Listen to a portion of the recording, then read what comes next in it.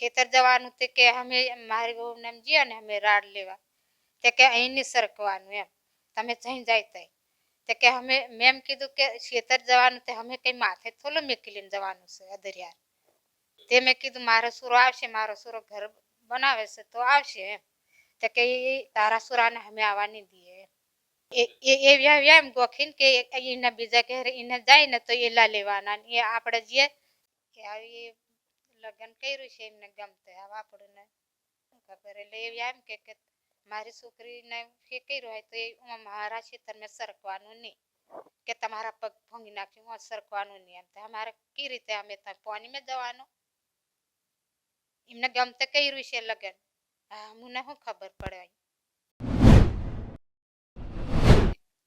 શિવાભાઈ બાલુભાઈ ની છોકરી અને જયંતિભાઈ કેસરભાઈનો છોકરો કાજરભાઈ એ શિવાભાઈની છોકરી ઉપાડી લીધો અને ત્યાં પોલીસ સ્ટેશન કર્યું. પોલીસ સ્ટેશનમાં એ ભાઈ એવી વાત કરી કે મારી જોડે આ છોકરી નીકળે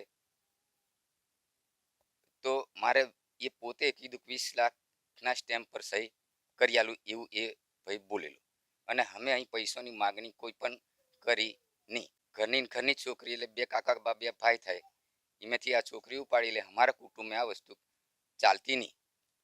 અમારે ઘેર એને નહીં આવવા જોઈએ અને એમને ઘેર અમે નહીં જવા. અમરસિંહભાઈ પરસોત્તમ. મારા ગોબની હકીકત હું મારી છોકરી છે શિવા બાલુની બરાબર આ જયંતિ કેસરનો સ્વરૂપ કાજર એ લીજો અને લીજો એમ જોનથી ત્યાં થોનામાં બે વટા પૂછ્યું તો કે મારી જોડે નથી તો પછી પાછું થોનામાં ભેગા કર્યા તે નિયમ કહેતા તારી જોડે નીકળે તો આ 20 લાખના કરાર પર તારે સહી કરવી પડશે એમ તો કરી આલે છે એમ આ નીકળી કોથી એ છે બીજું કઈ આંડ તો કરાર કહું કે એ કુટુંબ એને નહીં આવવા દેવાનું આપણે એને ઘેર નહીં જવાનું એ કરાર કરેલો બીજું કઈ નહીં ના પૈસા વાળું તો કઈ ગામની વાત નહીં કુટુંબનું વાત ગામનો અમારે કઈ મતલબ નહીં ગામ બધાને હો ઘરનું ગામ તો કોકને ગમતો હોય ને આપણે કોના પાડીએ એ ના નહીં અમારા કુટુંબનું એ લીધું કરાર. પછી ગામ લોકો પંચો રૂબરૂ ભેગા થયા. પછી છોકરીએ જ્યારે પંચો રૂબરૂ ભેગા ત્યારે છોકરીએ એવું કીધું કે મારે તો આની જોડે રહેવાનું છે, આની જોડે હું લગ્ન કરવાની છું, હવે હું ઘરે તમારી જોડે નથી આવવાની અથવા તો હું તમારી જોડે હવે મારે આવું બી નથી એવું છોકરીએ કીધું. એટલે પછી અમે કોર્ટ રજીસ્ટર મેરેજ કર્યા. પછી આ લોકોએ પંચો રૂબરૂ એવો ઠરાવ કર્યો કે ભાઈ જે આ કાજર બારિયા છે અને એ હવે એની જોડે રહેવા માંગે છે તો આપણે હવે તું કે ભાઈ 10 લાખ રૂપિયા આપ અમને, તારે છોકરી રાખવી હોય તો મને 10 લાખ રૂપિયા આપો. મેં કીધું 10 લાખ તો મારી જોડે નથી ભાઈ, 10 લાખ એટલા બધા નહીં, મેં કીધું મારીથી અપાય. અને બીજું એ છે કે ગામની અંદર આ ચોથો બનાવ છે. પહેલા પણ આવા ફળિયાની અંદર આ બનાવો બનેલા છે. તો કોઈએ એક પણ રૂપિયો લીધેલો નથી કે કોઈ આપેલો નથી.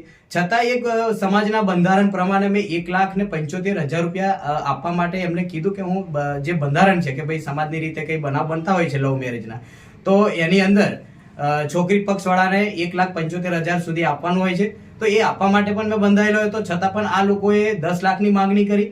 છેલ્લા મેં 9 લાખ રૂપિયામાં એ લોકો આવ્યા કે ભાઈ તું 9 લાખ રૂપિયા આપ, અને જો 10 લાખ રૂપિયા નહીં આપે અથવા તો છેલ્લા 9 લાખ રૂપિયા ના આવે તો તારે ગામમાં આવવાનું નહીં, ફરિયામાં આવવાનું નહીં. ફરિયામાં કોઈ પણ પ્રસંગ અશુભ કે શુભ પ્રસંગ બને તો બી તમારે આવવાનું નહીં. અને પછી આ લોકોએ ઠરાવમાં એ રીતે લખાણ કર્યું કે ભાઈ તમારા ઘરે કોઈ પણ માણસ આવે ફરિયાનું કે પછી ગામનું, જો ફરિયાનો માણસ અમારા ઘરે આવે તો 25,000 રૂપિયાનો દંડ, અને ગામનો કોઈ વ્યક્તિ આવે તો 5,000 રૂપિયાનો દંડ. આવું લખાણ કરી અને આ લોકોએ સમાજમાંથી એક બહિષ્કાર કર્યો, નાદબાર કર્યા.